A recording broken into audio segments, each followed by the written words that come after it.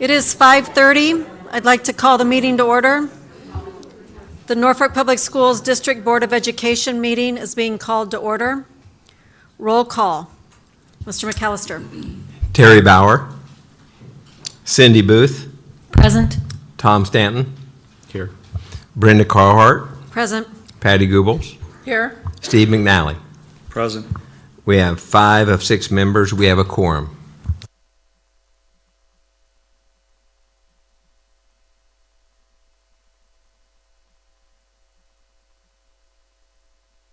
We need a motion to excuse.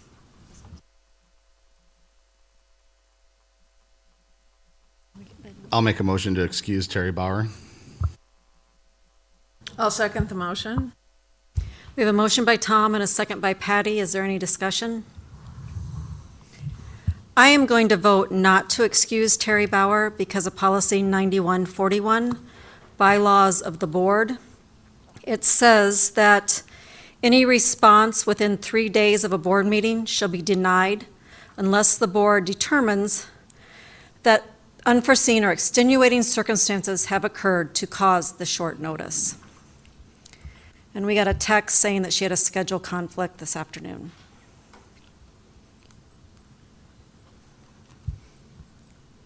Please vote.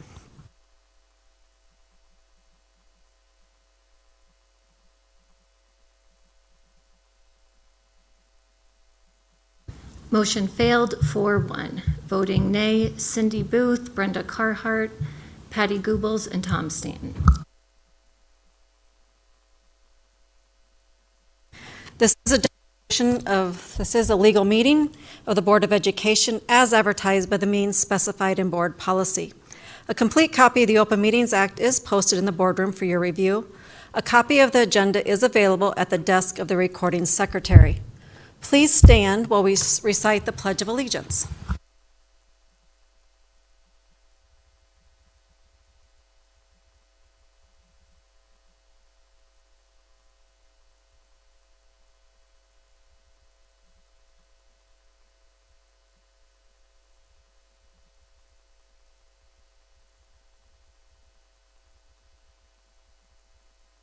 Okay, presentations and special recognition.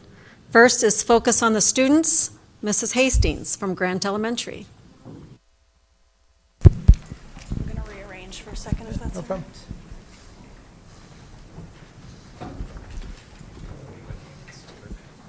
Yeah.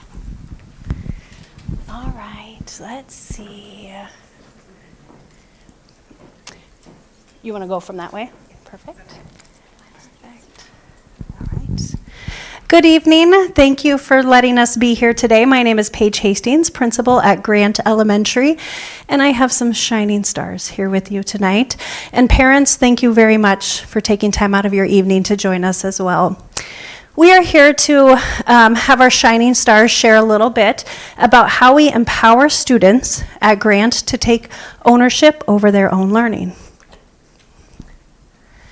So before we do that, a little bit on John Hattie's research. So what can we learn from this research? Well, we know that strategies such as self-assessment are a great way to empower students to be their own teachers and to take ownership over their own learning. This could be through self-assessment, goal setting, and reflecting on their thinking processes. And we know that when students do that, they become more active in their learning and more successful learners. So, what does that mean for our instructional processes? We aim to provide opportunities for our students to reflect on how they learn, to also reflect on the information that they're learning, and then problem solve with that. So up here I have a whole list of opportunities we provide for our students. I could go there and share this with you, but I thought what a wonderful way for our students to celebrate for you. So I have different staff members that represent different programs and grade levels. When you present, will you share your name, what you teach, and what grade you're in? All right?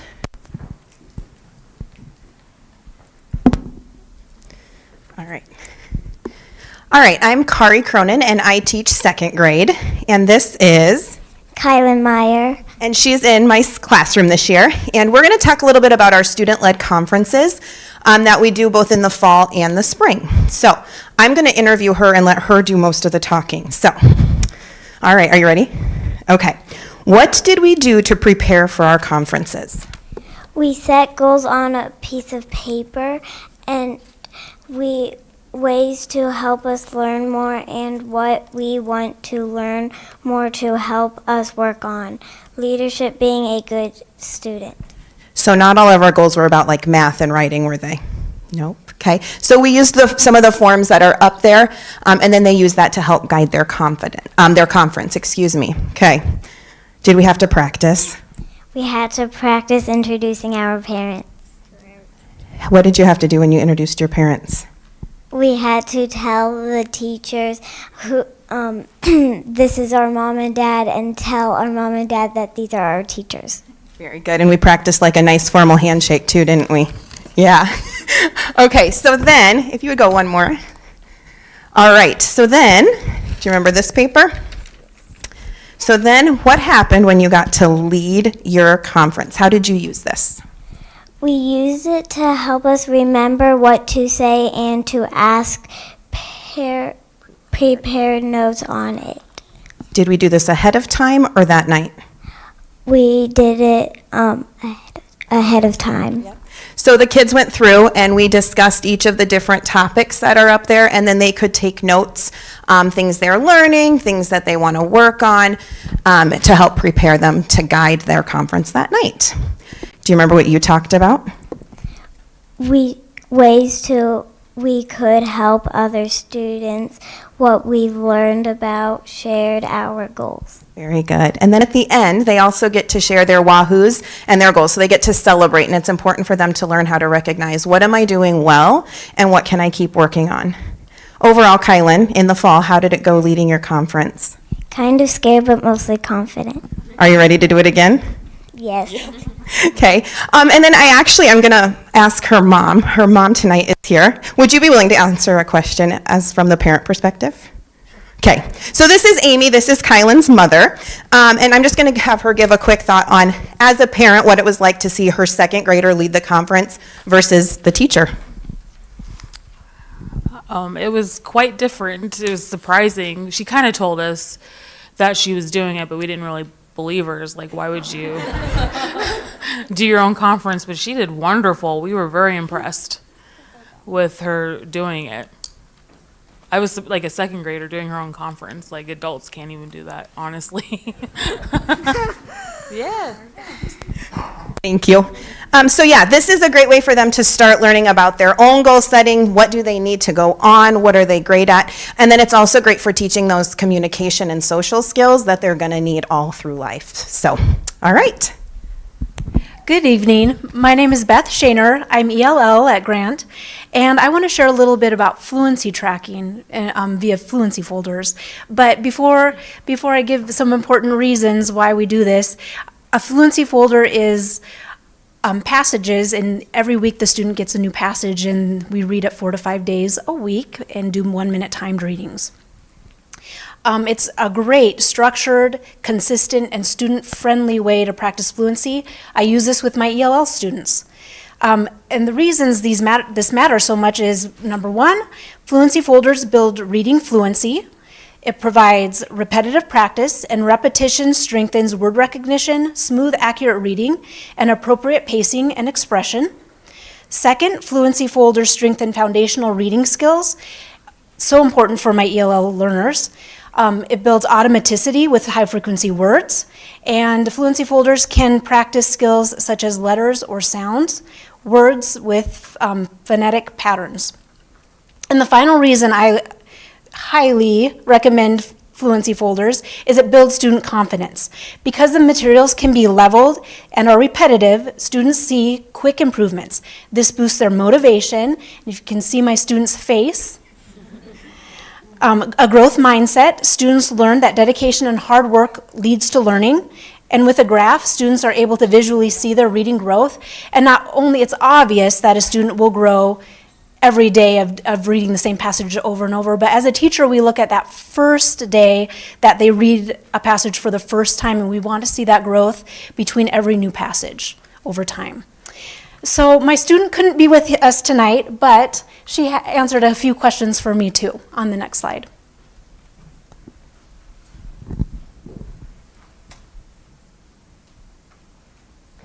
Hi, Sophia. Hi, What do you see when you look at your graphs? I see my graph going up. How does that make you feel? Happy and excited. How does the fluency folder help you learn? Learning words and I am faster. Thank you. Bye.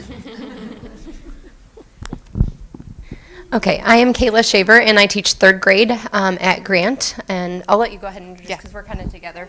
I'm Emma Colson. I also teach third grade at Grant, and this is one of my students. This is. Oakland Hastings. And in third grade, we do something called peer assessments and peer editing when they do their writing. So I brought Oakland today to answer some questions about our peer editing process. Oakland, what does it look like when we do our peer editing? We swap sheets and we do this checklist if we do correct spelling and all this other stuff. What do you like about the process? That I get to read other people's stories. And what happens when you need to correct your classmate? We say it nicely. Anything else you want to share about it? Thank you, Oakland. Okay, as a part of that writing process too, we not only have our students meet with each other to discuss their writings and look at how their writing can get better, but as the teacher standpoint, we also do another type of conference, and that's the writing conference. So when my students get done with their writing, we do a self-assessment conference with the student. We look at their writing, and we're looking with the student as to how they can make their writing better. So when we read through that writing, they're really looking for a lot of the things on that checklist.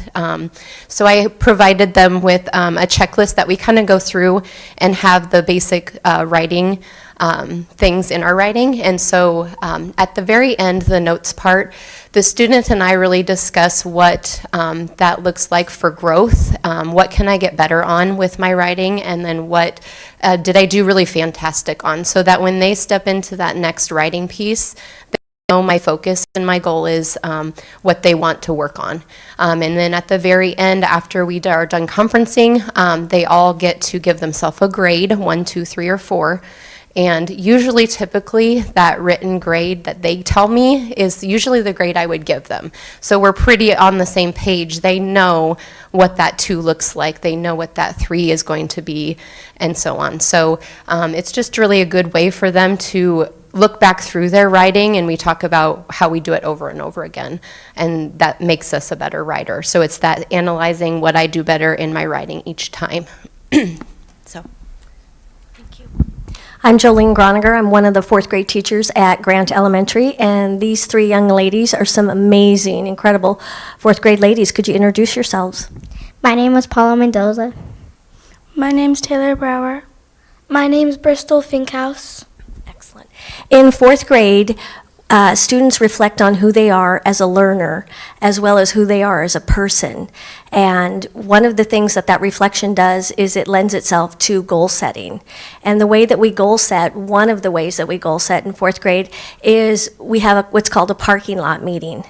And we naturally, in order to ease congestion, exiting the gym from our morning meeting, we go outside. And that picture up there shows us actually from this morning, our parking lot meeting. And what we do in that parking lot meeting is we set goals. And those goals include everything from academic to self-management to leadership.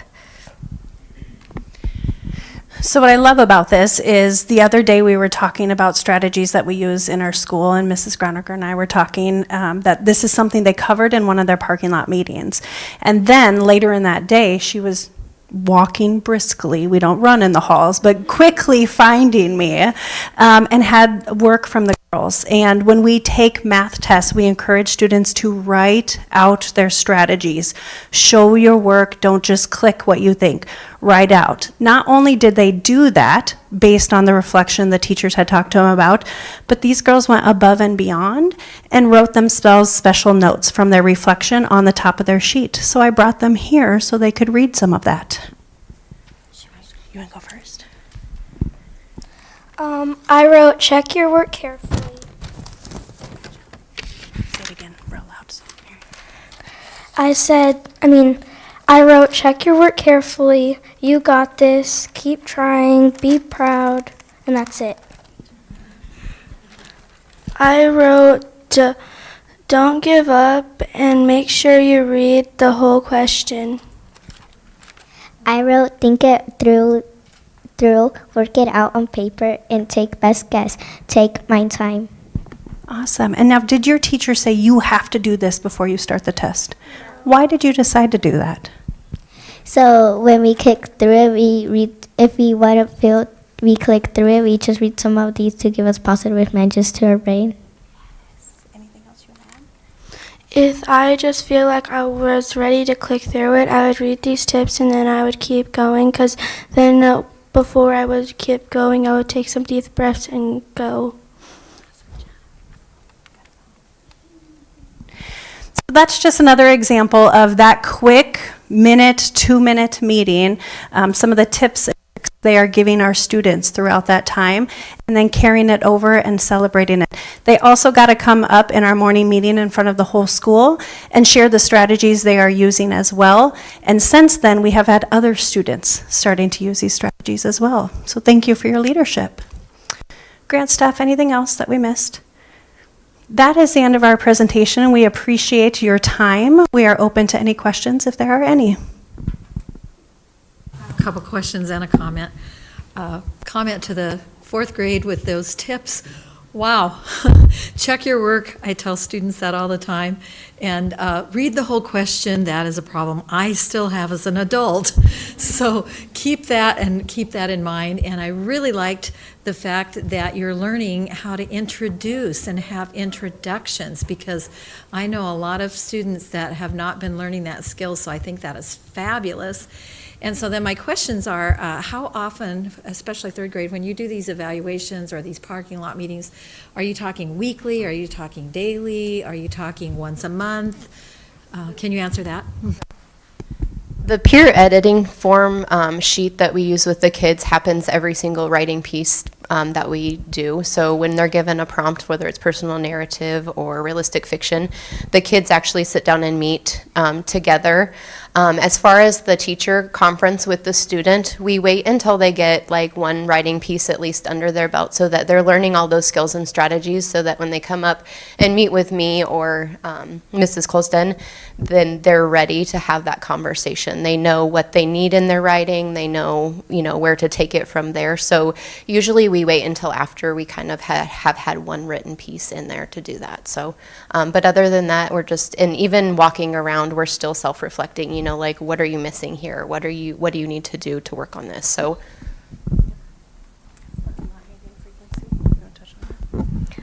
Ladies, do we have a lot of parking lot meetings? Yeah. Sometimes every day of the week. It's a strong sense of community. They know who likes parking lot meetings better, Mrs. Spidel or Groniger. Yeah, I love that. We don't care about the weather. They know if I have a coat on, we're going out. But it builds our community. We need to touch base with each other, especially about how the day went before, what our plans are for today. And when they're faced like that, they're sharing their goals with the person across from them. So they verbalize that goal that they've set in their head that day. But we have them almost 5 days a week. One more thing with the writing is that, the way that I view in my classroom is we're teaching them life skills too. So whether it's communicating with, the parents and knowing how to express what I need or what I need to work on.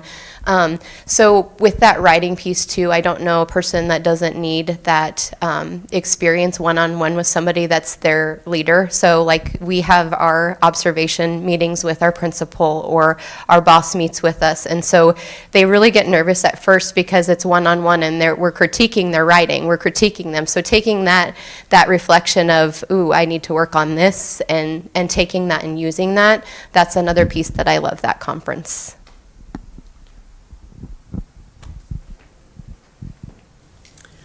A comment and a question. The comment is, learning about learning is so critical to performance, regardless of whether it's academics or things that you're doing in life.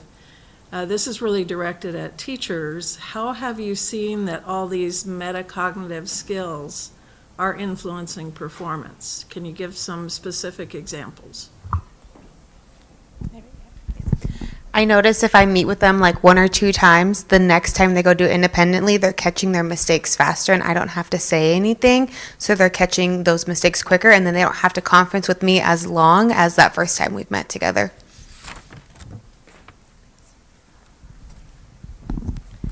When we set the academic goals for the day, then we touch base the next day on how that went. And the more you involve, you know this, the more you involve students in their own learning and how that works for them, you see that increase in performance. And they encourage each other. They really build each other up. And, you know, again, we're team fourth grade, aren't we? We are. So we stick together and it does affect them. And if it has been like, say, a previous day where we've had a rough day, like just behavior-wise too, that we can discuss that and talk about it and what the expectations are and what we need to do. And we use your reference that you came to the beginning of the year when you came to Grant and talked about swooping them up. With the Eagle, we talk about we're going to swoop you up. It may have been a rough day yesterday, but we're going to swoop you up today and we're going to work together as a team. I think definitely you see positives from that. I'm going to piggyback off of Beth's fluency too on that question because her and I share a lot of students together, as does a lot of the others. And so with that fluency piece and the graphing, not only when she does it in her room and I do it in my room, you start to see those kiddos fly. Like they don't know English when they come here, but they're going to know English when they leave. And those words, they can see all of those words like, look at how many more words I made, you know, the growth, like they become proud of themselves and we become proud of them. So tracking those are super important because they can see their growth, not just saying, oh yeah, I'm learning English. This is how many words I grew. And it's really amazing, so. All right. Well, in terms of a conference, it's a little different because we only have them twice a year. But the one thing that I will say I've noticed with going student-led versus a teacher-led conference is it teaches the kids how to set goals. But then when they have to talk to their parents about it and they're held accountable for that, their parents will interact with them and talk to them directly about it. And then they come in those next few weeks, you really see them. Okay, I said I'm going to work on my handwriting, and I said that, and so things just kind of gradually start to take off, and then that goal setting becomes more natural. And we set goals at all ages, but by second grade, they can really start to internalize that and understand, okay, what do these numbers mean? What do these words mean? And so when they take that accountability and I put it in their hands, it really changes their effort on the follow-through. I will finish by saying, according to our best fit lines academically, Grant's our highest performing school, according to the best fit line. Yeah, that was something I was going to point out, is it does make a difference in student learning. I just want to say this is just exciting to me. I'm so excited for all this to be going on and so excited that you students took the time to come and bring your families and present to us, and you did an amazing job. I'm just really excited to see this. Thank you for coming.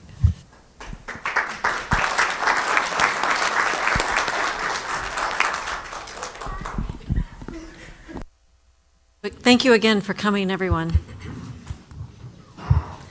And if you would like to leave too, this is the time you may leave also. The next agenda item is building visits.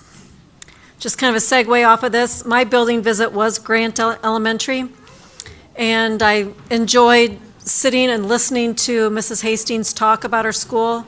Mrs. Hastings, a smart woman, and it was just enjoyable to listen to all the great things that are going on at Grant Elementary. So that's my building visit report. Anybody else? I visited Norfolk Junior High, and the first thing I did was sit in on, for a few minutes, one of the life classes, and observed them going through learning activities that really prepared them for the school day. So that was fun to see. Then Mr. Vergitz and I walked over to Mr. Beeson's classroom, where I observed Mr. Beeson using real-life examples to see how much students could analyze and understand the Bill of Rights and the other amendments to the Constitution. Mr. Beeson is an expert teacher. He's been there for a long time. I'm very sad to know that he's going to retire, but people reach that point where they need to move on to other things in their life. Mr. Vergitz then took me on a tour of the building. The girls' locker room is a very inviting place. I don't know how that sounds, but just walking into that locker room, it is so spacious. There are so many lockers, enough lockers for every girl who probably goes into that locker room. And it's a very kind of welcoming place. I've been in some locker rooms that are not that way. So I'm really pleased to see that we have those locker rooms now. Also looked at the weight room. The weight room is much better than the location where the weight room was before, if I remember correctly. I think it was in the dungeon. Yeah, I think we still have the dungeon, but it's not being used for the weight room anymore. So that's a good thing. Then I visited with a number of people at the junior high. One of the things that really struck me is every month we have a report from Mr. Vergitz about the cell phone policy and how the cell phone policy is working very effectively at junior high. And as I was thinking about that, the first thing that I always consider is how cell phones impact student learning. How they're distracting, how they capture people's attention, and maybe make attention not as long as it could be or should be. But I was also thinking about the fact because students don't have access to their cell phones throughout the day at the junior high, they also are not in a position where they can do inappropriate things with their phones during the day. So it really has an impact in terms of some of the behavioral, social learning kinds of things that we want students to be managing. So just a really interesting time there. I did, on the tour, go into the auditorium. And whenever I step into that auditorium, it's such a historic place. I mean, the junior high celebrated 100 years in 2023, I think. So it's more than 100 years old now, and that auditorium is really a beautiful, beautiful auditorium that for many years was the only performance venue in the town of Norfolk, Nebraska.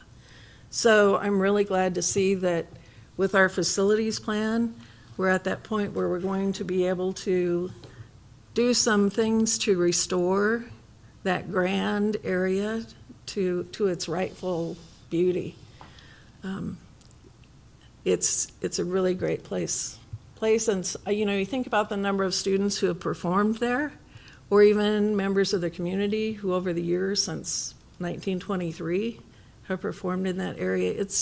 It's a place we need to preserve, and I understand the last time there were any real renovations there was about 50 years or more ago, so it's time. It's time.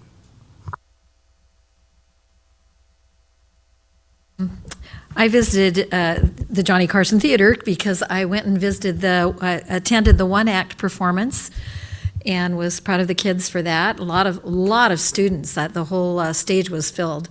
A lot of participation. And then the second thing, I went and watched the jazz band show choir concert, which was interesting for me because I'm not really I hate to say this, I'm a musician, but I'm not a big jazz band fan usually. But it was amazing.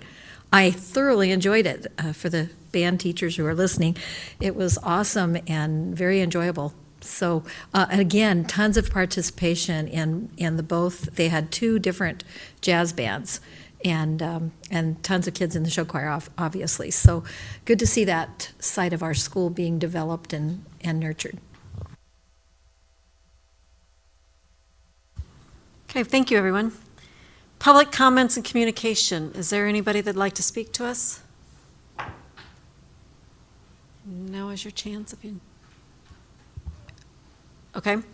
This is the time during the meeting when the public may request to address the board. According to state law, if you wish to comment, you must identify yourself, including your address, the name of the organization you represent, and the topic that you wish to address. Public comment cards are located at the media table in the back of the room. Please pick up a card and provide the required information if you plan to speak.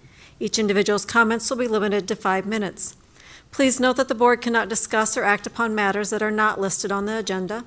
Therefore, board members will not respond to your comments or questions. If you wish to request that an item be placed on a future board agenda, you may contact the superintendent or his assistant during normal business hours. Also note that concerns related to school personnel need to be addressed to the superintendent using the approved district protocol.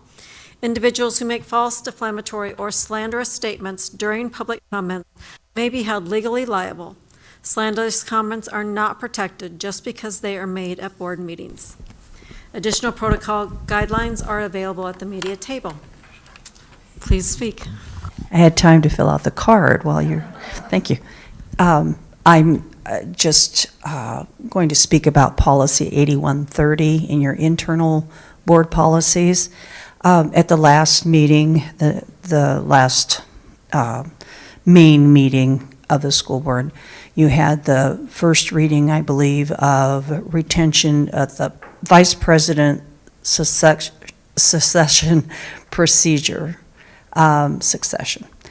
If after 5 ballots no board member has received a majority of votes for the office of vice president, the following rules of succession shall apply. Retention of incumbent, succession by seniority, and the tiebreaker.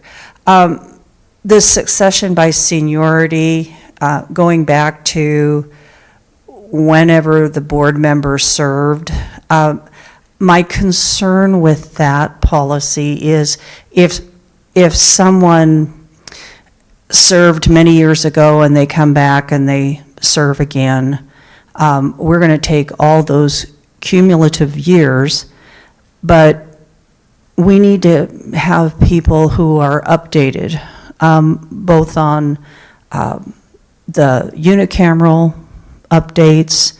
All of those things are, I believe, important if they're going to stay up to date on things. I think it needs to be people with longevity who are currently on the board, not with cumulative years. It also discourages people from taking part in public service. If we're just going to be run by the same people in the community, there's a chance that we'll look like Congress. You know, people who never leave. Okay, and then in October, I believe you took a vote to rent property from the railroad behind the bus barn. I took the opportunity, my husband and I took the opportunity to go back and look and see what's behind that bus barn. I don't know if those vehicles have been moved back there in a long time.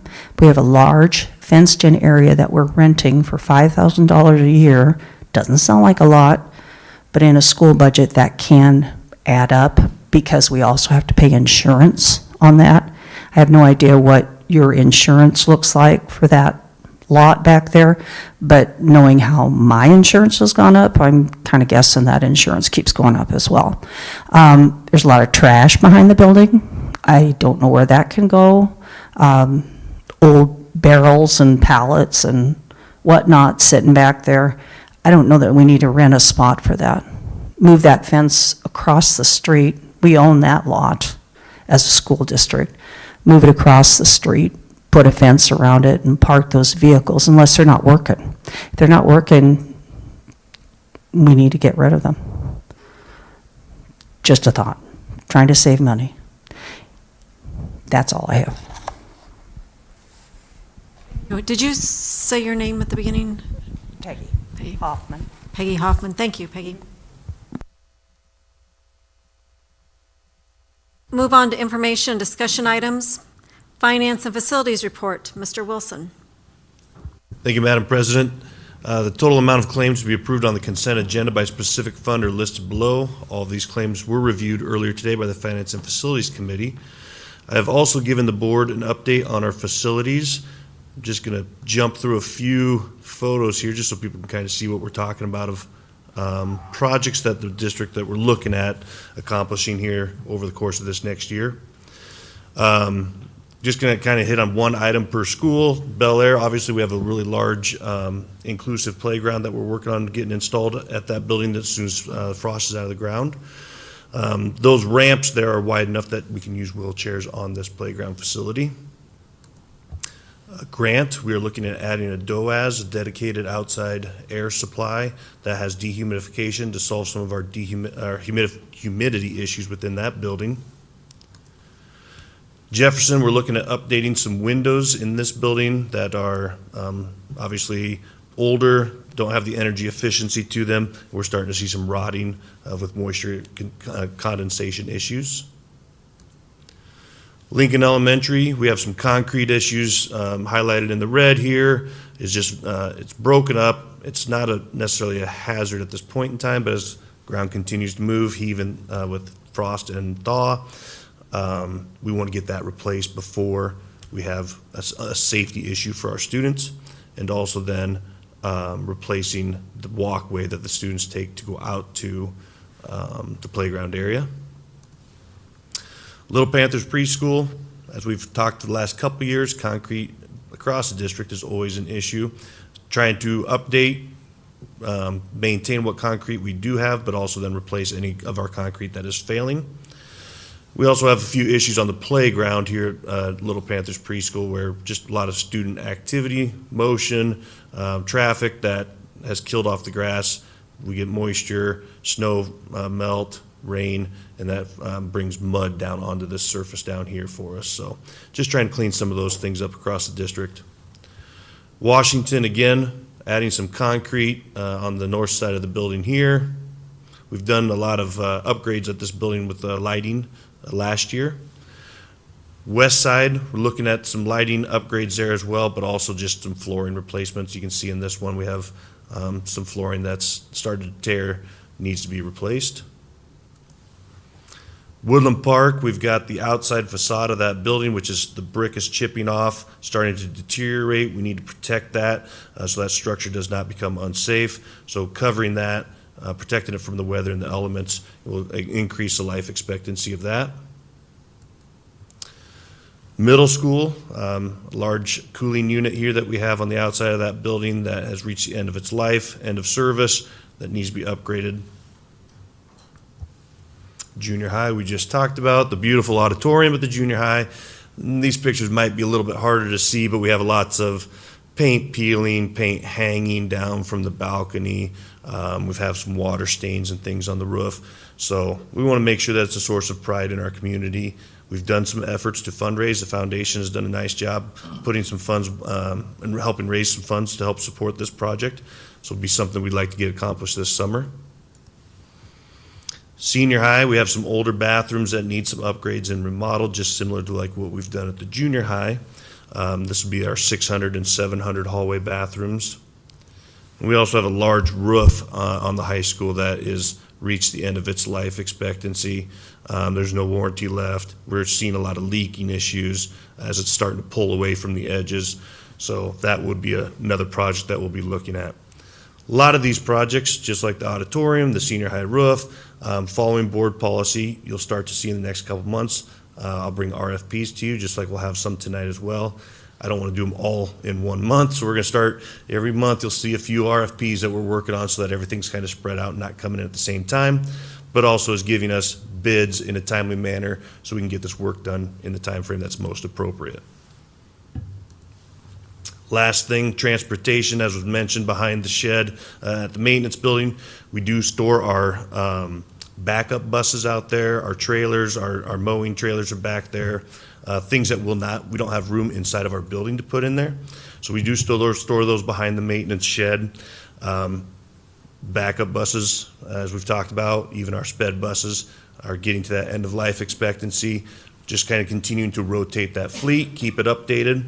we're trying to hope for about 15 years of good service out of these with maintenance that we do, but we have some that are 20 years old. So as we start looking at keeping our fleet updated, replacing and rotating these buses.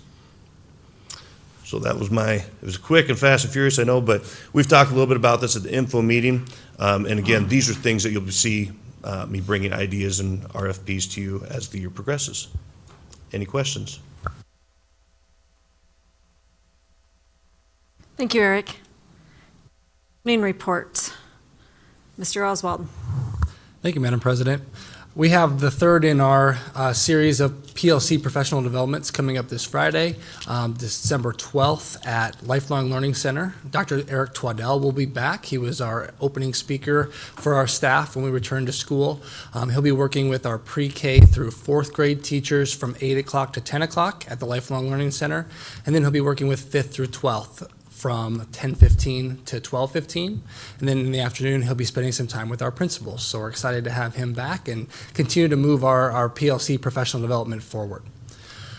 Next is AQuest. AQuest data became unembargoed last Wednesday, the Wednesday before Thanksgiving. Or actually, it'd be 2 weeks ago.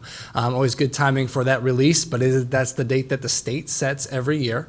And so you've probably seen some of the articles about the release of our data. There were some encouraging things if we look at our data. So remembering that the AQuest system rates schools at four different ratings. The highest is excellent. The next is great. The second to last rating would be good, and then the lowest rating is needs support to improve. We do not have any schools that fall into that rating. We were pleased to move 3 of our schools from good to great this year, so that was encouraging news for us. We did have 2 schools go from excellent to great, which, as we talked about at our info meetings, sometimes does happen because one of the measures that is used in the AQuest system is growth. And it can be really difficult to hit that growth number 2 years in a row. And so it's a lot of good things that we're seeing from our schools and that are very exciting, but we're going to continue to work on our growth as we go from year to year. If you would scroll down real quick, Mr. Wilson, we did also present with you our numbers based on math, ELA, and science, the measures that NSCAS measures and that ACT measures. When we compare ourselves to our peers across the state, we've got some areas of strength, like math. We had some really good growth last year in 3rd through 8th grade math and 11th grade math. In 3rd through 8th grade, we became above the state average, but in 11th grade, we were really close. ELA were a little bit below the state average at the 3rd through 8th grade level, but above at the senior high level. Science, we saw great growth. Actually, we grew 6 percentage points in percent proficient, but the state grew also 6 points in percent proficient, so we're just still 1 point below them. At the 11th grade level, we did see a slight drop in our science scores, so that'll be something that we focus on moving forward. The next thing I have on my list is reading screener. And so we are in the process of evaluating the screening tool that we use for meeting the Nebraska Reads Act. So we are required to screen students 3 times a year in grades kindergarten through 3rd grade to identify any reading deficiencies and provide support.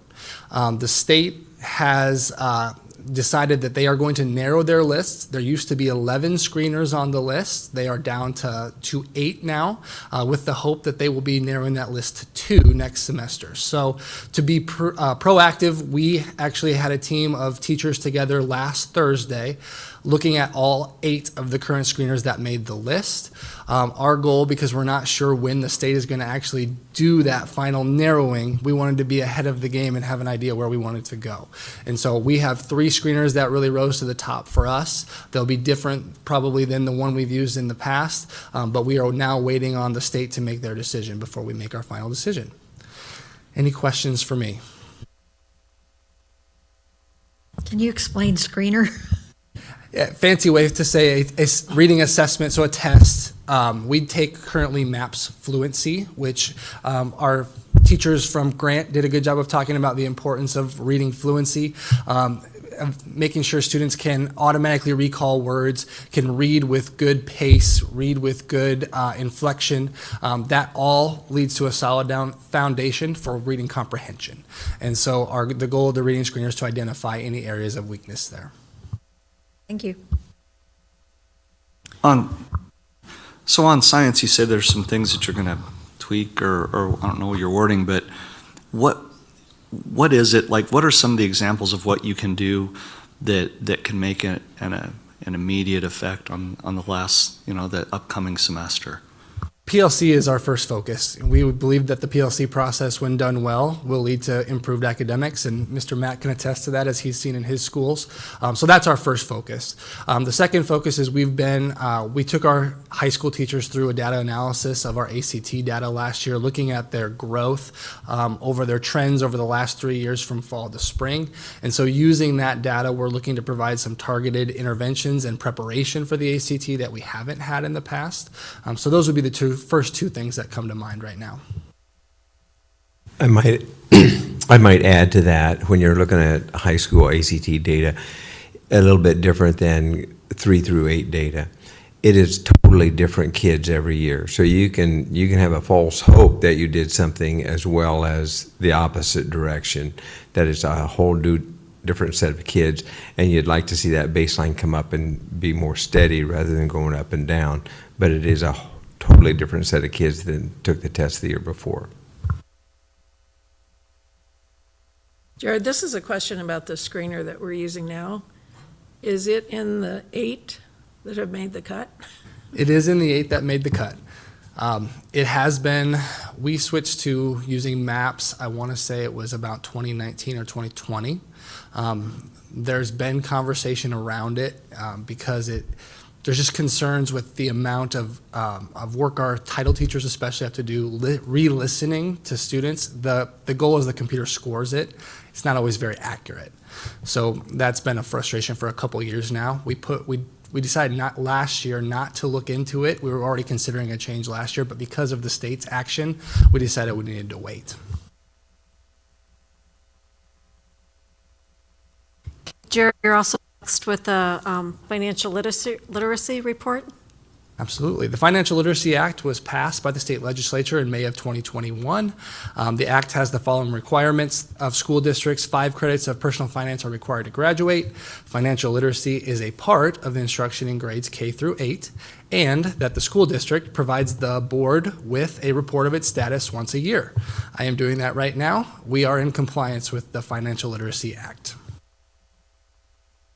Not too long ago, since I've been on the board, we've added a class that everybody has to take. Yes, or is it just a grade, or every grade? No, you're correct. Well, we didn't add personal finance, but it became a graduation requirement for the last year's graduating seniors as the first cohort.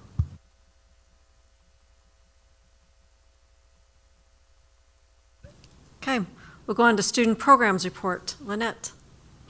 Thank you, Madam President. First for me was the Special Education Law Conference that was held November 13th and 14th in Omaha. As I attended that, I was happy to hear maybe not a lot of new information, but maybe a lot of affirmation on things that we're working on, such as writing our prior written notices after we have a meeting that details the decisions that were made at a meeting. Also, documenting services that are provided are things that are very important that we're working on, and having processes in place and making sure that those things are good. The sessions were supportive of what we're working on for least restrictive environment, making sure our students are with their peers to the maximum extent possible. Also, session on chronic absenteeism with students with disabilities is high, and it was affirming to hear that relationships is one of the key things to build with students to help them feel comfortable coming to school, going to school, feeling welcome and inviting. So that kind of was parallel to what we're working on here at school. Also discussed some federal funding that block grants may be coming in terms of how funding may be. So that update was interesting and interesting to hear, I guess. So second for me is alternate assessment, 1% waiver. The Nebraska Department of Ed has a federal mandate to be under 1% of our students that are tested with the alternate assessment. And looking back at Norfolk's historical data, in 2024, we were under in, they test students 3 through 8th grade and then 11th grade. And in 2024, in language arts, English language arts, math, and science, we were under that 1%, contributing to that. In 2025, in the spring, we were under in math and reading, but over in science.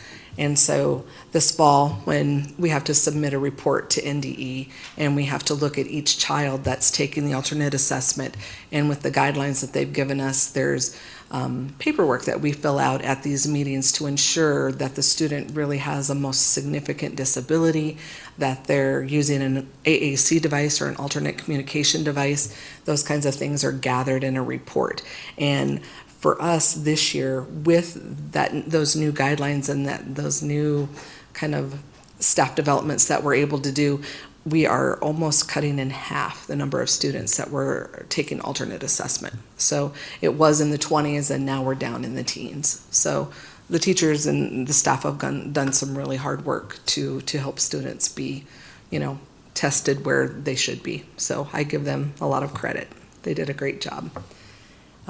Excited to say that Native American liaison, we have one. Yay! We hired Matthew Sasma about 3 weeks ago. He started, and he and I went and met with the Ponca tribe and met the staff and talked about, the responsibilities of what we need to be doing. And he's really rolled up his sleeves and he dove right into, the requirements of the job, and he's got a great goal of getting out to each building and meeting with students, each day before break here. So hopefully, and I know he's working on it, well on his way doing that. So we welcome him and happy that he is with us. He has been a friendly face, and I think he'll do a great job connecting with our families. Last but not least is health screenings for PK4 and grades 7 and 10. All of those checks are done per the nurses. They're actually on to rechecks and sending letters if there's a student that might need vision or hearing or dental. They said they went very smoothly. They're very excited to partner with our Salvation Army in terms of if a student needed a vision exam or possibly glasses. And so they did a really nice job, very efficient in terms of getting that number of students checked healthily. So that was good. And last but not least, they also reported on flu shots, that they felt like it was a success. There was about 100 people that got their flu shots, and we kind of streamlined the place in the day, and it seemed to go over well. So, Thank you, Lynette. Student Services Report, Mr. Hughes. Thank you, Madam President. External safety audit is first. Kind of shared some of these in the info meetings that we had, but we did have Madison County deputies come to each of our buildings and give us an external audit. The first thing that they did was they went through and checked all of our exterior doors. While that was going on, some of our secretaries had the cameras up, which is an expectation, and alerted our principals that there are people outside trying to get into our building. So we did have multiple principals go and address them, and once they told them who they were and what they were doing, that alleviated some of the fears, I guess you could say, that was going on. But they came in plain clothes, and so they weren't in uniform or wielding their badge or anything. So just kind of tried to blend in with the school community. Our exterior grounds, they said, were very well maintained and inviting.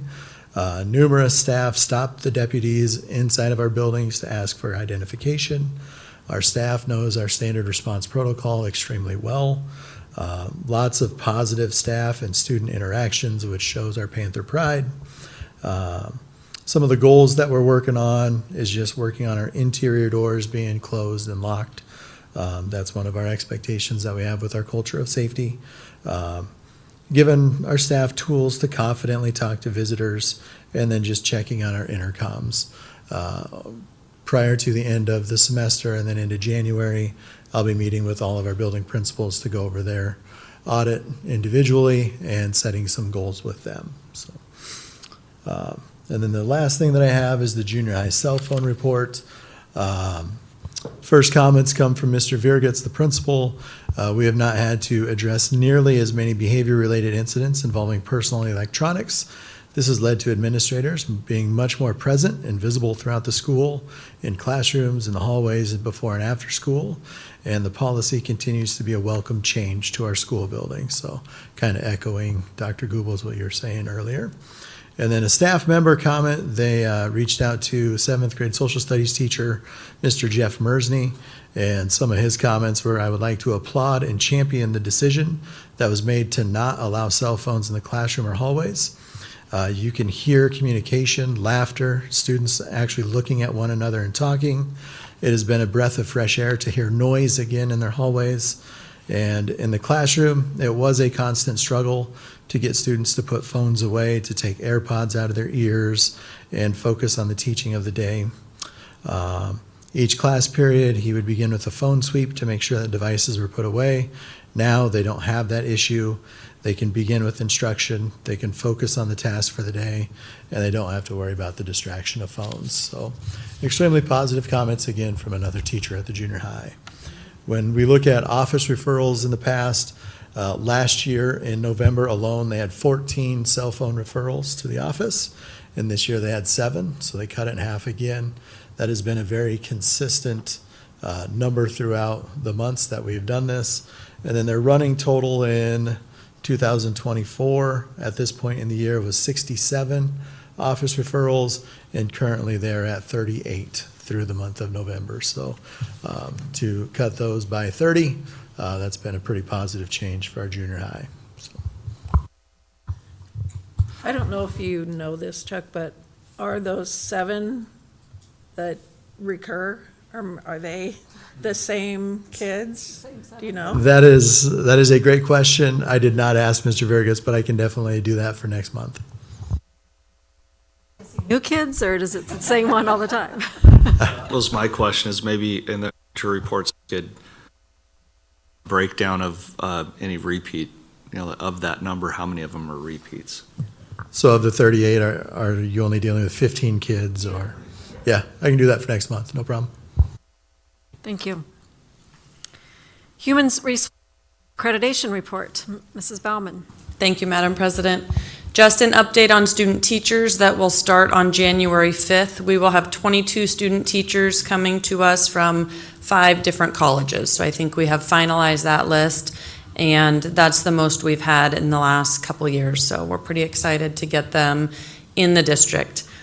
Jared already addressed Professional Development Day with certified staff. We are offering some professional development on Friday for our classified staff that work with students. So our paraprofessionals have some professional development being offered in the morning.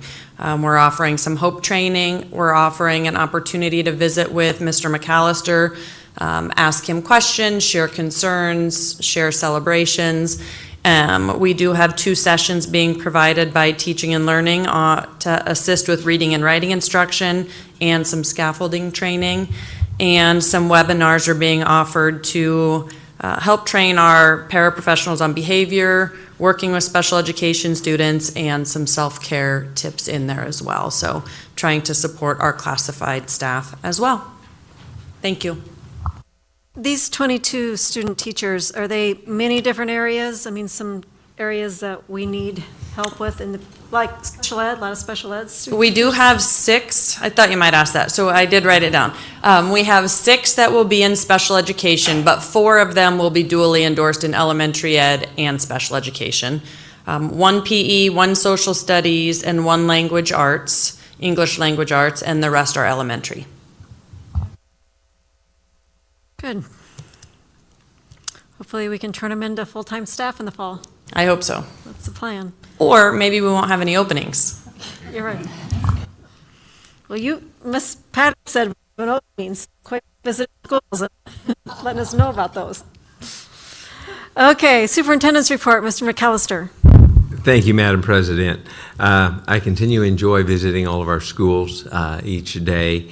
Today I happened to be at Grant and walked through their hallways and their opening, and everything that they're saying, how it's reinforced, is very encouraging from that.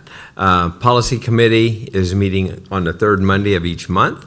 I appreciated attending the state education conference with several of you. Some sessions I went to with the legislative update, building bridges, not walls, bargaining and contract considerations, hot topics with attorneys, creating a culture of attendance, redefined impossible, and thriving as a team with the 3 C's. And I just want to thank you because I appreciated the opportunity to go and learn some more. Next one is board self-assessment. Our board did a self-assessment in November, and then Stephanie Summers from NASB came and explained the results with us. We did 2 groups of 3. So she met with each group of 3 and explained the results. Now I've heard from board members that it's not so much the results, but what are we going to do to learn from this? What are we going to do with these results to make us a better board? So that I wanted to bring this to the board today so we can all discuss where do we want to go from here with the board self-assessment? What's our next step, the action item from the board self-assessment to take what we've learned and apply it to our board members? What are your thoughts and goals, ideas?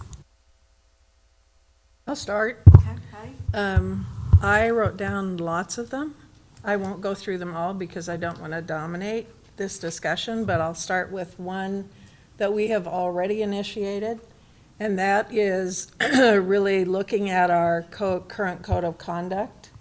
And as you know, 8130, we have a reading for that we have included code of conduct, code of ethics and conduct, I think is how it's written in there. We may need to change that if we change the name of it, but we haven't changed the name of it yet. So I think that's very important for us to be able at least once a year to look through that code of conduct and at our organizational meeting to sign it.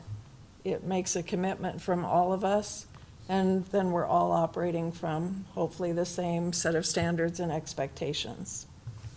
So I'll let someone else comment before I come up with some others. What are you thinking? Well, again, that's what I was going to mention too, Patty. So we just are on the same brainwave. I just think that continued conversations, continued building trust and being able to visit with each other about topics is something that we just need to continue to develop. But I think there's just been a lot of positives in the last few months, and I feel really good actually about it. I like the informational meetings that Mr. McAllister has implemented. I hope that we would continue that, and really think that we should definitely have a retreat in the summertime, and maybe even a follow-up. I don't know how long that would take, but I think that would help with our communication, being on the same page, and also new board members like myself just get to know the lay of the land better. I'll, I guess, add on to that, Steve, that I think there are probably a number of opportunities for not only a retreat, but maybe some work sessions, because I think a large part of professional development for board members is internal. I mean, I certainly support external professional development, but I was thinking about some of the responses on the board self-assessment. You know, who are our underrepresented groups of students in this district? And what kinds of programs do we provide for them? Because it appeared that maybe some of us didn't really understand that.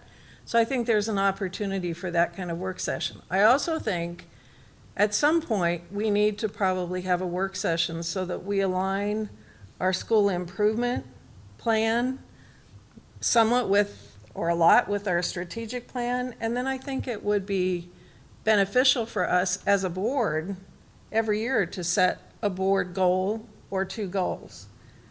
Because then we're all working together and moving in the same direction. So those are some of the things that I saw. I also think, and I thought of this because of how one of the items was worded on the board self-assessment. It was related to advocacy. And I think it said something like, do you have a plan for advocacy, meaning legislation advocacy? Well, we don't really have a calendar for that. And we really don't have belief statements. I think it would be beneficial for all of us, especially, no, not just the people who are on the Government Relations Committee, but for all of the board members, for as a board, that we decide what our beliefs are in terms of legislation and school law. So that when the committee members are really looking at, should we support this? Should we go testify against this proposed legislation? That we know that we're following what we've agreed are our board beliefs. Patty, I'll just comment on that because having been on the legislative committee my first year, I just think that's a really good comment. We really just need to delve into that a little bit and do what you were talking about. I agree totally. That was a very good comment. This has been great. You guys have said everything that I've thought about, so I don't really. I was a little bit shocked when we first got our results back, and professional development was so high on the list of needs. But as you read through a lot of the comments and the things that we all identified that we would like more knowledge about, it makes a lot more sense, right?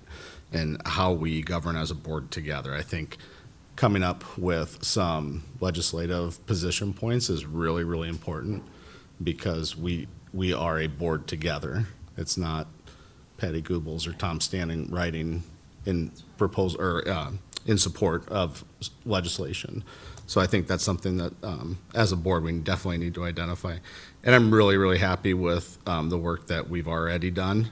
And this kind of even started before we had our results back, but just looking at what we want to do, what we feel is important for ethics and guidelines to operate as a board. And I think we really did a good job of taking that a step further, right? Because we have a responsibility to not only govern effectively, but to act and behave in an ethical manner. So I'm really happy with the work that we've done with that so far. Okay, all of these are good, and I wrote them down because all of them are important. The other thing that Stephanie has told me is that when we hire a new superintendent, one of professional development, NASB will hold a transitional retreat with the board members and the new superintendent so that we will work together and kind of define expectations and talk and set goals and plans together with this new superintendent. She said, I don't like to wait until they start in July because right away then you're in budget season and you're just off and running and you don't take the time to just sit around, talk, and make strategic planning because you're already knee-deep in getting action items done. So that'll be one of our professional developments is a transitional time we'll have in approximately April after we hire the new superintendent. Looking at your things, and just timelines and like board goals, that would be, I would say a January thing. Belief statements, we need to get those done sooner than later. I like that idea, but the legislative session starts in January too. Signing the code of conduct is important, and that we can do at our January meeting. That doesn't take long. January is going to be a busy month for us when we have to interview and hire a new superintendent too. So I'm just trying to think of time frames that we can get at least those three, board goals, belief statements, and sign the code of conduct. That'd be maybe our first three things to tackle. Do you agree with me on that, or what's your thoughts? I was going to comment on that, Brenda, that because we have not brought the revised code of ethics and standards of conduct for a first reading, we will still sign code of conduct, but it will be the existing one. I don't want to call it the old one. It's the existing one. But then looking forward, hopefully that new one will pass. So yeah, we will be signing one, but not the one that we're talking about. Okay, well, with that, I will work with Mr. McAllister, and we can see how we can get some discussion time into our meetings for board goals and belief statements, so we can get something started with that. And see if we can get that done late December, January. We'll see when we can work that in. Is that a plan to start with those three things? And then we can also, I mean, the informational meetings we're already doing. Building trust and communication, we should do every day, all day. Retreat, we can do that at any time. If you want to do it in the summer, that's fine too. Professional development work sessions, those can be integrated throughout the year. We don't need a special, those, whenever I guess a topic comes up or we want to talk about something, we can have a work session. That doesn't need to be really scheduled. At the beginning of the year, we can do as needed. So I think this is a good plan, or some good ideas. You guys all brought very good ideas, so we can incorporate all of them in 2026 as needed and as scheduled. Any other comments or questions from you five? Okay. I will go to work and see how we can get this accomplished, at least the first three I mentioned. Okay, my screen went black, and so we'll need to go on to the next. It is policy and finance committee reports, finance facilities, which is me. The Finance Facilities Committee met before this meeting at 4:30. The committee discussed and reviewed claims, and then we talked about the RFPs that we will be voting on later, that we have some things that we need to get prices on. Policy Committee report, Tom Stanton. Policy Committee met on November 24th. Cindy, Patty, and myself were all present along with Mr. McAllister. We briefly discussed the second readings of policies 8110, 8130, and 8151, which we will be voting on later tonight. We reviewed policies 8272, like we just talked about, related to Code of Ethics. We're going to continue to be editing and reviewing those. We'll review them at the next policy committee meeting, and then I'm sure we'll have a recommendation after that.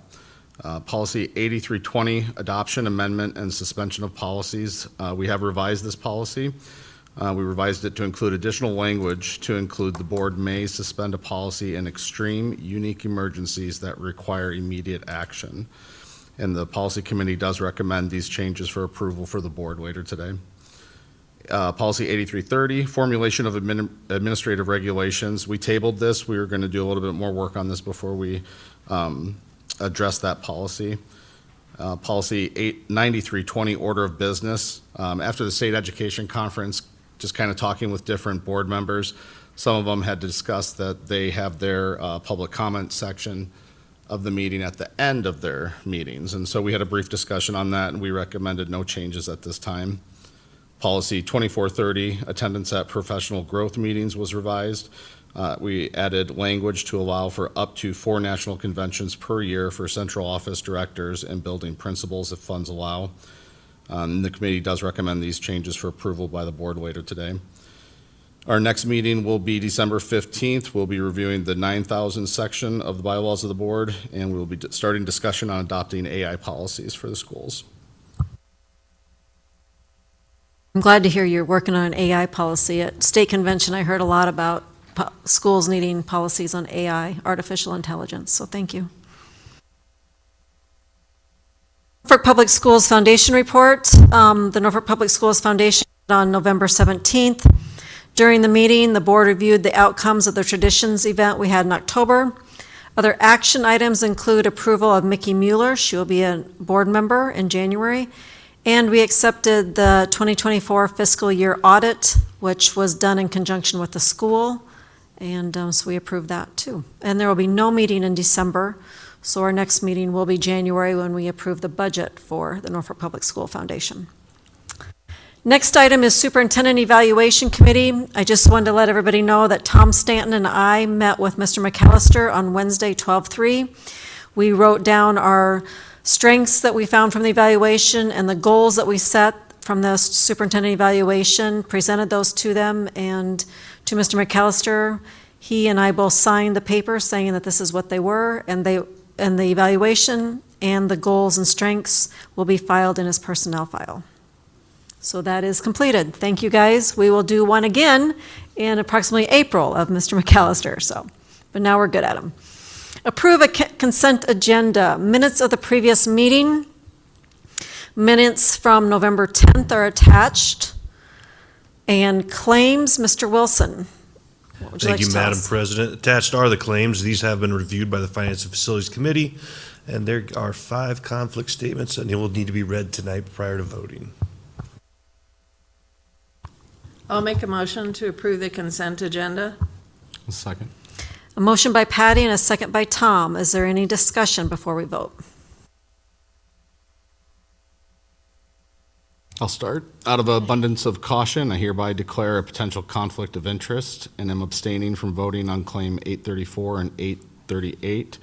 These claims are for the Omaha Marriott State Education Conference lodging for the month of December and the consent agenda for this meeting. I have signed and filled this written disclosure with the Secretary of the Board. It is my intent to vote on all other remaining items listed on the consent agenda. My vote on the remainder of the consent items should not be taken as a vote one way or the other on the items which I have identified or any other of the matters set forth therein or related thereto. And mine is, in summary, the same thing that Tom just said. But I went to the convention, and this is for my lodging.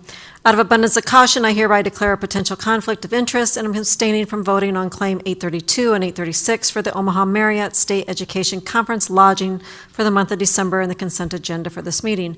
I have signed and filed this written disclosure with the Secretary of the Board. It is my intent to vote on all other remaining items listed on the consent agenda. My vote on the remainder of the consent items should not be taken as a vote one way or another on the item which I have identified or any matters set therefore therein or related thereto. Okay, out of an abundance of caution, I hereby declare a potential conflict of interest and am abstaining from voting on claims number 833 and 837. This is also for the Omaha Marriott State Education Conference lodging for the month of December in the consent agenda for this meeting. I have signed and filed this written disclosure with the Secretary of the Board. It is my intent to vote on all other remaining items listed on the consent agenda. My vote on the remainder of the consent items should not be taken as a vote one way or the other on the items which I've identified or any of the matters set forth therein or related thereto.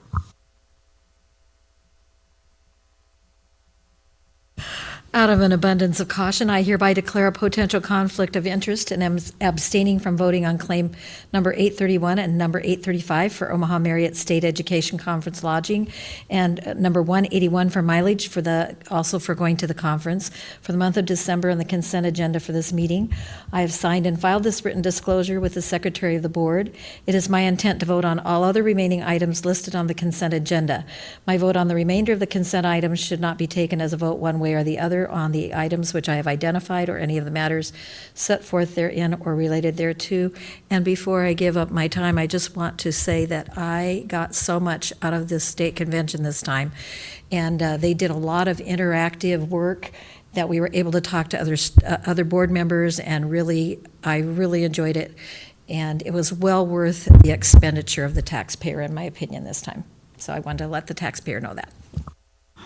Out of an abundance of caution, I hereby declare a potential conflict of interest and am abstaining from voting on claim 860 for purchases made at One Office Solution for the month of December in the consent agenda for this meeting.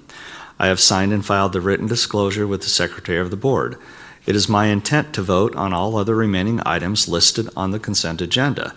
My vote on the remainder of the consent items should not be taken as a vote one way or the other on the item which I have identified or any other matters set forth therein or related thereto. Okay, please vote. Bob, Angie.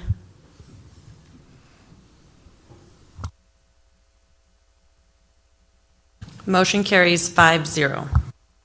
Thank you. Move on to action items. 9.1, Mr. McAllister, discuss, consider, and take action to approve the second and final reading of the reaffirmed internal board policies. As you can see, the policy committee went over these 8,000 policies. They were approved last month, and there's no changes in any of these policies, just reaffirmed.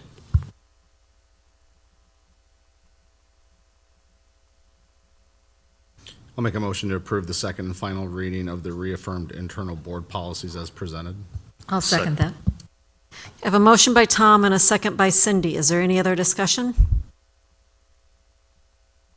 Vote.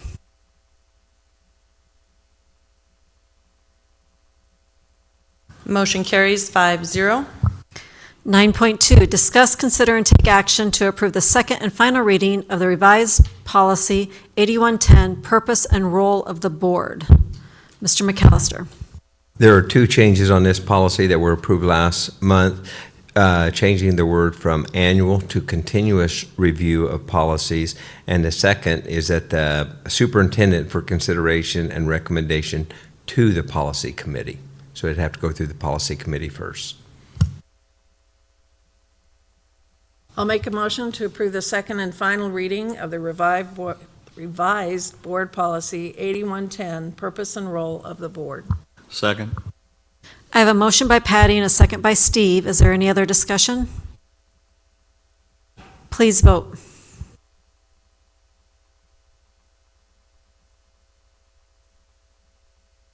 Motion carries 5-0. 9.3, discuss, consider, and take action to approve the second and final reading of the revised board policy 8151, standing committees. Mr. McAllister. This was a simple change for recognition, and it's exchanging staff member of the month and being replaced by award for excellence.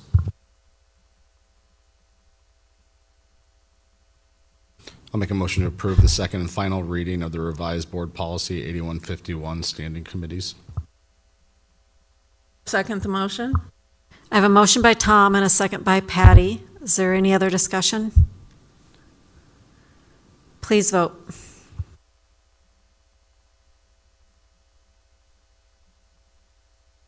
Motion carries 5-0. 9.4, discuss, consider, and take action to approve the second and final reading of the revised board policy 8130, annual organizational meeting. Mr. McAllister. This policy lays out the guidelines for officers on the board, and if there's a tie ballot for 5 times, and address the issue, changing the wording from tenure to longest cumulative services. And what was discussed at the committee was essentially, you have such a potential of having 3 new board members on at one time, and someone coming back, and that longevity may be beneficial. And there wasn't nothing in place for vice president, and the policy committee put that in place as well.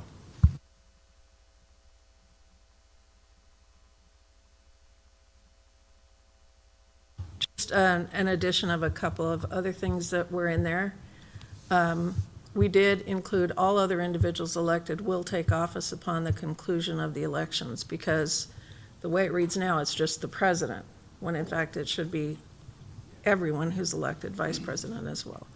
And this is the policy where we included reviewing and signing the code of conduct and ethics.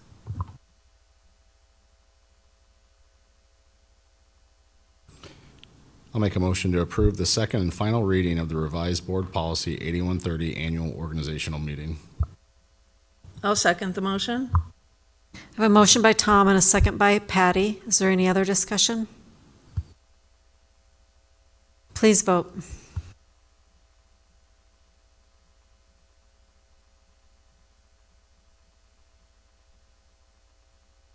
Motion carries 5-0. 9.5, discuss, consider, and take action to approve the first reading of the revised policy 8320, adoption, amendment, or suspension of policies. Mr. McAllister. As Tom mentioned earlier, we added the line, the board may suspend a policy in extreme, unique emergencies that require immediate action. I'll make a motion to approve the first reading of the revised board policy 8320, adoption, amendment, or suspension of policies. I'll second that. I have a motion by Patty and a second by Cindy. Is there any other discussion? Please vote.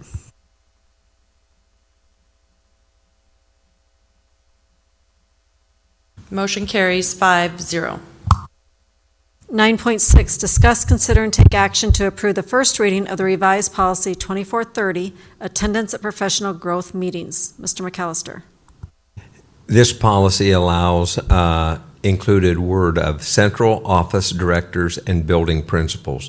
The superintendent may authorize attendance at up to 4 national conventions per year for central office directors and building principals, subject to available funds and alignment with district goals for professional development. The superintendent shall ensure reasonable consideration of any request and may establish administrative procedures for scheduling, rotating, and expense limits to maintain fiscal responsibility. I would just say I think this is very important for growth of our, not only our central office staff, but our building principals as well.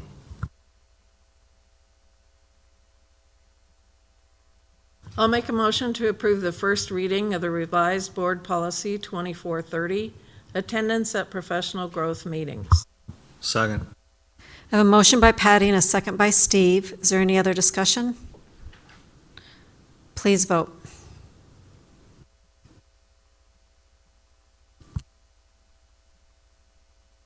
Motion carries 5-0.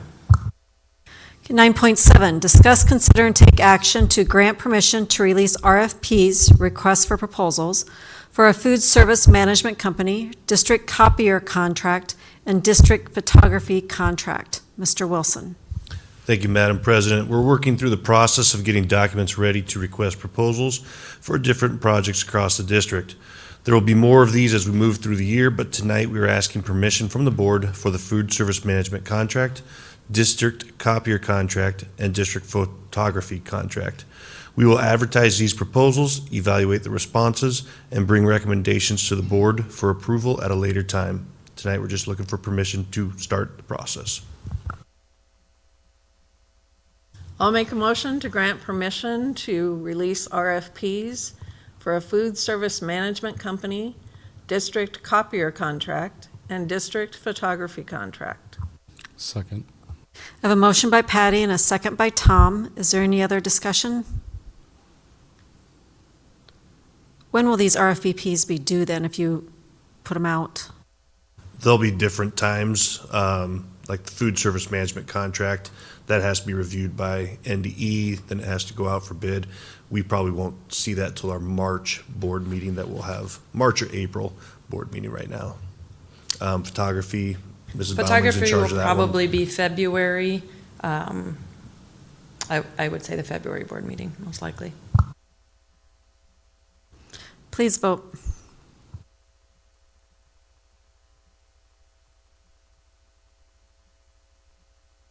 Motion carries 5-0. Okay, let's move on to superintendent search discussion. I have some questions for the board members to answer. So put our mind in superintendent search. Right now it's being advertised, we're accepting applications. We accept applications through January 4th, I think is our due date. So on our January 12th, it's our first Monday it's our first meeting of the new year. We have a lot to do in that meeting. It's the reorganizational part of the meeting. We have to vote to accept like our banks and our newspaper. So there's a lot of just housekeeping things being a new year. But we're also going to review all the applications that we get in that meeting for superintendent and break it down to how many we want to interview later in the month. So my question to you is, should we have a meeting just to review applications before this meeting at 5:30? My worry is if we wait until 5:30 to start everything, we'll push our applications until the very end, and because that'll be an exec session, and it'll get real late, and we'll be tired, and we just may not do our best work, and it'll get so late. So I was wondering if we could have a special meeting at like 3, from 3 to 5 to review applications, and then come out of that meeting and then start a new meeting at 5:30 and do our regular business. What's your thoughts concerns? I think that's a really good idea, and maybe have a meal provided for us then in that case. Yeah, I We've think- agreed in finance to reschedule our meeting to the morning of that day. So- Finance committee. Financing committee. So I would be in agreement. I think it'd be a great way to handle that. We also discussed then if we had to run over, then we could, go through the rest of them later on that night if we did run over, so. So the schedule for the 12th would be an 8:30 finance meeting, and then a 3 o'clock meeting to review applications. We'd be in exec session the whole time until we got it done, but no later than 5. We'd come out of exec session, end the meeting, and then start another meeting at 5:30 for our regular board meeting. And then we could add an agenda item for the regular board meeting for a closed session to continue discussion if we needed it. Yes. But at the end of that meeting, we would have our people picked out that we want to interview for, and then we do the interviews later. Is that okay with everybody? And then we have to advertise as such too, so that they know. Okay, so that's the 12th. Then, Excuse me, we will advertise that as a special meeting, just starting at 3 o'clock. So if it gets done at 4:30 or 5:30, whenever, you don't have to be done by 5, okay? you are right, thanks. Then, so that's the 12th. Then the following Tuesday, January 20th, we have our interviews scheduled. For Tuesday, January 20th, beginning at 9 and ending at 3:30. So each interview is about an hour and a half long. Obviously, throughout the day, there'll be a lot of interviews going on. We'll have facilities, tours, we'll have our admin team doing an interview, we'll have our select group of teachers and classified staff, they're doing the interview process, and then also us. Do we want to do all the interviews that day on the 20th, even if there's like 4? Do you think we can 3, 4, I don't know how many we're going to interview, but do you want to do them all in one day? That's the first question. The second question is, if we do them all in one day, do we want to sleep on it and then come back and have another meeting on the 21st where we actually decide who we want to hire?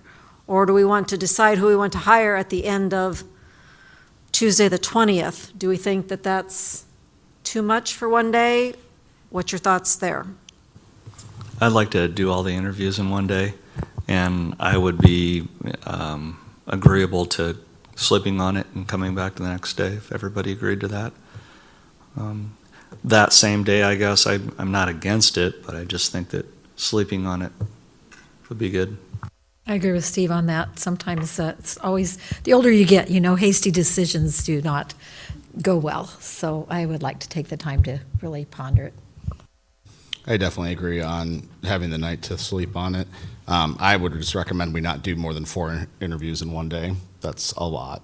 And it's not just us doing the interviews, it's the admin teams, it's the teachers' teams. That's a lot of information, and this is arguably one of the most important things we get to do as a board, so I would much rather take our time with it. What are you thinking, Patty? I think, well, I certainly agree with Tom. I guess it's hard to know because we don't know how many people we want to interview at this point. So it's hard to give a firm, yes, do it this way, or don't do it that way. I would not want to personally, I think if you interview 3 people in one day, you're doing a lot, right? I mean, it's a lot of information. Not that you can't do 4, but I definitely would not go beyond 4 people in one day. And I think it's important to have some reflection time, use your metacognition, and really, reflect on it and really have the time to think through the candidates before you make a decision. I think part of the problem we have right now is we don't know who the candidates are. Right. And so we may be looking at a list of candidates and saying, well, this is a non-issue because we only want to interview 3, right? So it's hard to answer some of these questions because we just don't know. Just keep in mind, if we do a second day of interviews, then we've got the logistics of all the other people that have to be available the second day too, which it's not just us interviewing them, but it's the central office and it's the group of staffs, you know, and trying to get all them coordinated another day and finding subs for them and makes it more difficult. And you may only have 3, but it does limit, in talking with Sherry, you know, if there is 5, they have to let those candidates know in advance, so we can't wait until the 12th to tell them, is what her point, I think, was.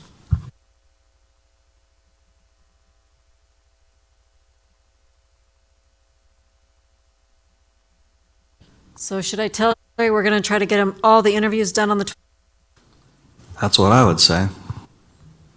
Okay. The 21st, what time should our meeting be? What time do we want to reconvene to make a decision? Morning or afternoon? On the 21st. I'm fine with the morning. I mean, I'm a morning person. yeah, I'm fine with that, morning time. What's morning look for? Once again, I'm flexible, but if I had a preference, I'd say I prefer morning. Okay. So morning on the 22nd, maybe like a 9 a.m. or 21st, yeah, 21st. And then on the 20th, we plan to start at 9 a.m. also with our first interview. Okay, NASB will meet with the interview team members to provide sample interview questions. This may be on Tuesday, January 13th, after school.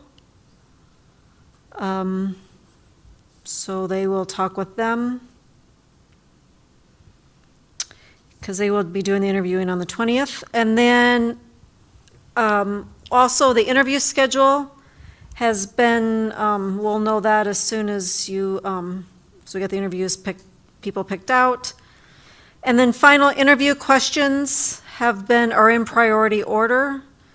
Patty and Sherry have been working on that. Do we have any more discussion we need with the interview questions? Are we fine with our questions? Have you looked at them? Need to look at them again? My understanding was that Sherry on January 12th was going to kind of do a quick final discussion. Anyway, last conversation I had with her, I thought that's what she mentioned. Would it be possible to ask Sherry if she could do that meeting with like the teachers and administrative staff, like at 8 o'clock together on the 20th? So those teachers don't have to come back in here after school on the 13th. And she could just go over the protocols that morning because they're off that day. We have subs for them all that day anyway.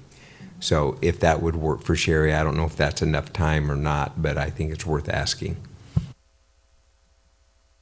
I will ask Sherry about that. Okay, and then you said final interview questions. We'll go over that on the 12th too. That'll be a long meeting on the 12th. I don't anticipate from what Sherry said that it will be something that will take an extended period of time, but she just wants to make sure that all of us are comfortable with the prioritization since we haven't had a final look at those questions. So that was her thinking and mine. Is that okay? Look at them one more time? And she'll email them to you beforehand so you can have time to read them and think about them. Okay, that's all the questions that I had for our interview process. Any other questions about the superintendent search anybody has right now? Really, nothing will happen yet in December, and then come January, we'll hit it strong. And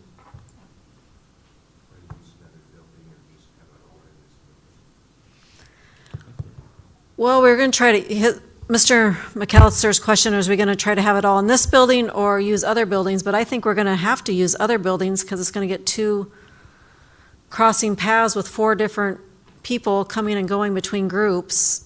I almost think we're going to have to use other buildings. Is that going to work, or what logistic wise We can arrange whatever you prefer.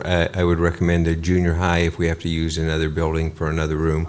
It's close, so we can use the junior high for a session, and we can obviously use a small boardroom, this room, and then with the central office staff, one other room here. So I think we can make it work with just one other room at the junior high. That's good. Timing-wise, for transitions of groups, it would be great to have everything in one building, because we're going to be on a pretty tight time frame anyway. Cal and I did look at this facility, and we do have an idea what would work here, but I think Brenda brings up a very good point. And you know, most of them are going to know each other. That's what Sherry said too. They already know probably They who's all gonna, so applying. that may be more uncomfortable for us than it is for them, to be honest. Know if they want to meet each other in the hallway, pass them back and forth, like, oh, how's it going for you? Okay, how's it going for you? Yeah, good luck. That's what I was trying to avoid, but maybe that's not a big deal. It tells you something.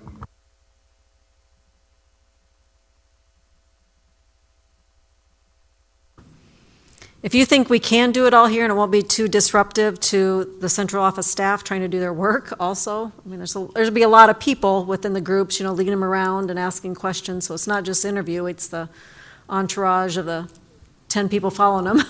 Cal and I will look at that again and make sure it will fit here, and if not, we'll use one room at the junior high. And if we use the junior high, it's a good, they get to see the junior high, and, you know, it's not a bad thing either to see it in action. Any other questions on the superintendent search? We'll move on. We're going to go into closed session to get a negotiations update. We need a motion to convene to closed session. Brenda, did you want to skip 10 then, item 10, and put that at the end, or? Meet 11, oh. 11, I can. 11, sorry. We'll talk about 11. The second regular monthly board meeting is scheduled for Monday, December 22nd. Right now, we don't know if we are going to have that meeting. It depends if something comes up where we need to have that meeting. So stay tuned. We'll let you know as soon as possible if we're going to have it, but right now, keep it on your calendar. The following regular meeting of the Board of Education will be held on, that's not Monday, December 12th, will be held on January 12th, 2026 at 5:30 p.m. But we just decided we're going to have a 3 o'clock meeting on January 12th, 2026, a 3 o'clock and a 5:30 meeting. All components of these meetings will be held at the MPS Central Administration Office and will be open to the public unless a closed session is needed in order to protect the interests of the district or the reputation of individual, or in this case, superintendent applicants. So that is the schedule for our next 2 board meetings. Keep them on your schedule, especially the December one, and we'll let you know. Now we'll go into closed session and an action item to talk about negotiations. Make a motion to convene closed session to discuss negotiations as needed to protect the interests of the district. I'll second the motion. We have a motion by Tom and a second by Patty. Is there any other discussion? Only thing I will say is we will not have no action items when we come out of this meeting. It's informational purposes only. Please vote.